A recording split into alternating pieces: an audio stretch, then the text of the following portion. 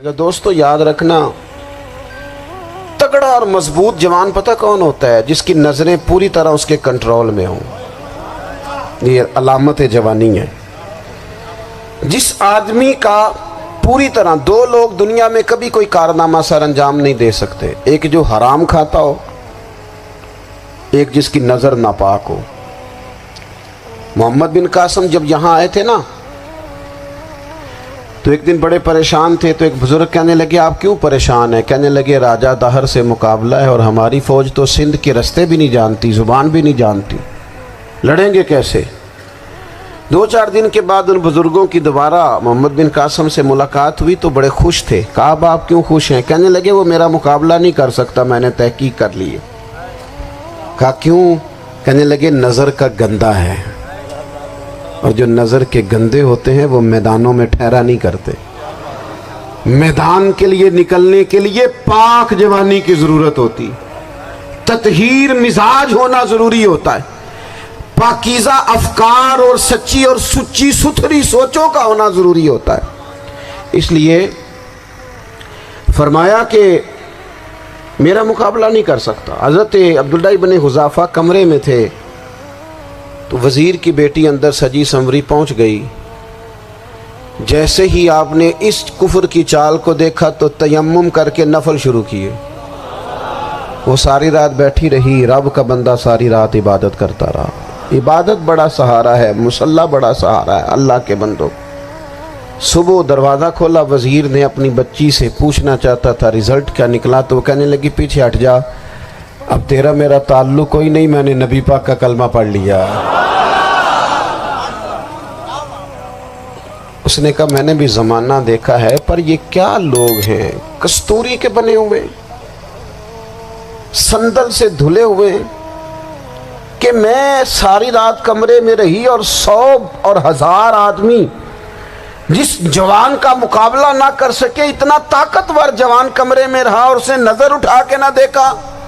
او کچا رنگ للاری والا جڑا چڑھدا تے لیندا رہندا ہے، اے عشق تیرے دا رنگ محمد چڑھیا پھر نہیں لیندا۔ میں نے کہا ایک دفعہ نظر اٹھا کے نہیں دیکھا، کمال ہو گئی۔ اتنے بڑے لوگ، اتنی بڑی سعادت مندی، فیروز بختی، معاملہ فہمی حد ہو گئی۔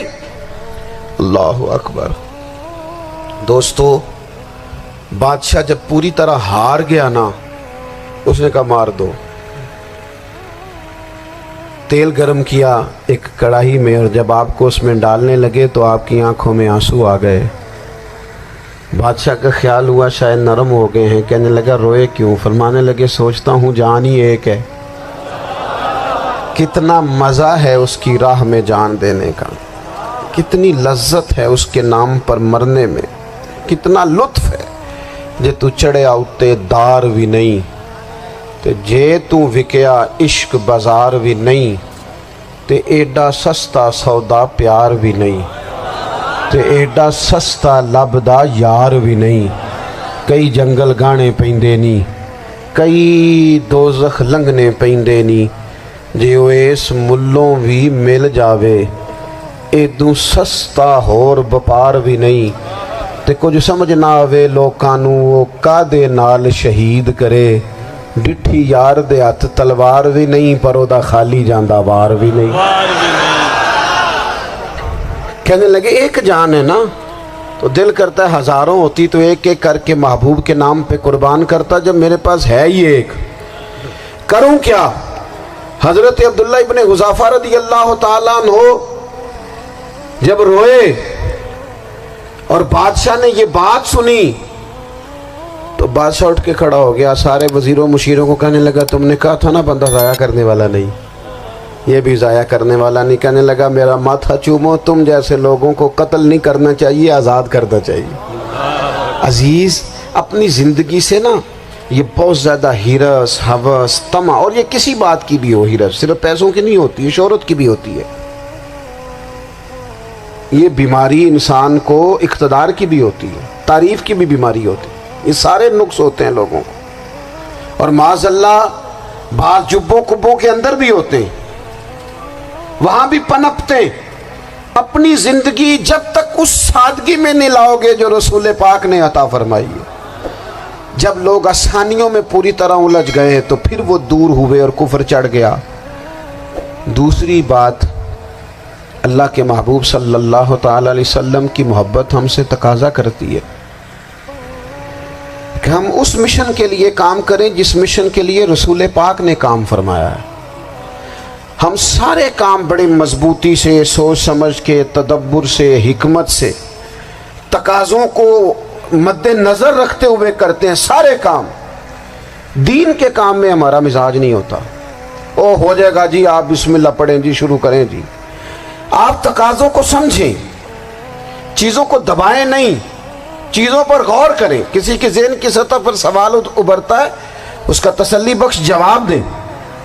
اپنی زندگی میں دین کے کام کے لیے اپنے آپ کو وقف کریں، اور دین کے کام کے بہت سارے پہلو ہیں۔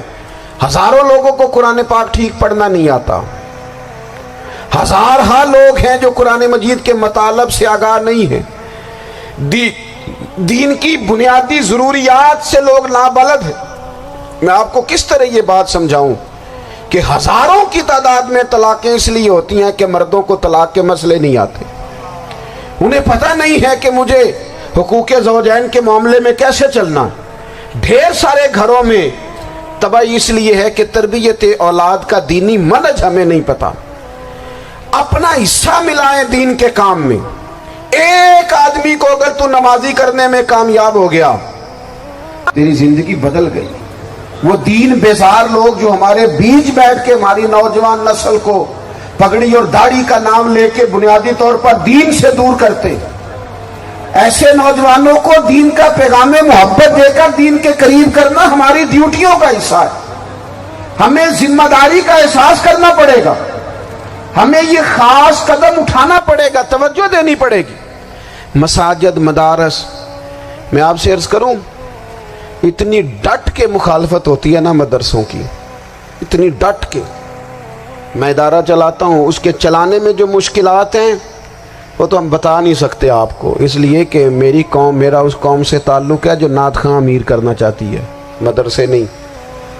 ہاں، نقیب خطیب پیدا کرنا چاہتی ہے، شعر و شاعری کی زندگی کو پروان چڑھانا چاہتی ہے۔ فقط ہمارا ان لوگوں سے تعلق ہے جو لاکھوں کروڑوں روپیہ محافل پہ لگائیں گے، اور قاری صاحب بیچارے اگر مسجد کا کوئی ہونے والا کام کسی وقت بتا دیں گے تو وہ بڑی مشکل آ جائے گی ان کے لیے۔